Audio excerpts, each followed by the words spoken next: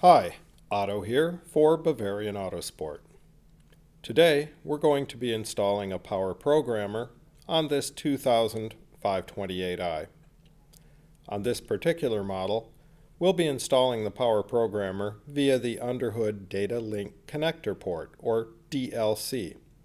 For our upgrade, we'll need the power programmer and a 10 amp battery charger. The battery charger is very important. The ignition will be on during the programming process, and the system draws a fair amount of power. The charger must have a minimum of 10 amps capacity, and it must be connected throughout the whole programming process. The charger is very important. Do not attempt the programming without the charger. We're now ready to begin the programming process. We have the battery charger connected, and it's set to the 10 amp range. Everything in the vehicle is turned off, and we have the driver's window open so we can access the ignition switch without opening the door.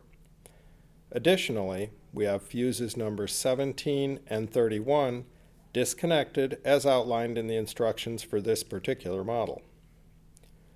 Remove the cap from the DLC port. Note the alignment pin in the center of the programmer. Align the cutout in the pin to the cutout in the DLC socket. Press the programmer securely into the socket and twist the locking ring. We now turn the ignition on by turning the ignition key to the run position. This is the position just before the starter is engaged, where you would normally have the key while the engine is running.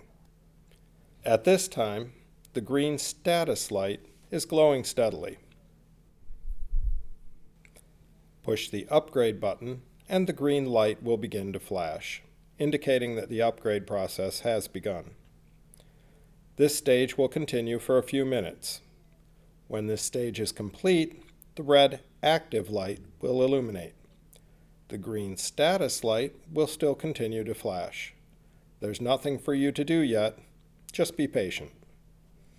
In the next stage, the red active light will turn off as the green status light continues to flash. Finally, the green status light will stop flashing and will glow continuously. This signifies that the initial programming stages are complete. If we ever have need to restore the system to the original programming, we can do so in a similar manner to the initial programming process. This is fully covered in the instructions. We can now turn off the ignition, remove the programmer, replace the DLC cover, and remove the battery charger.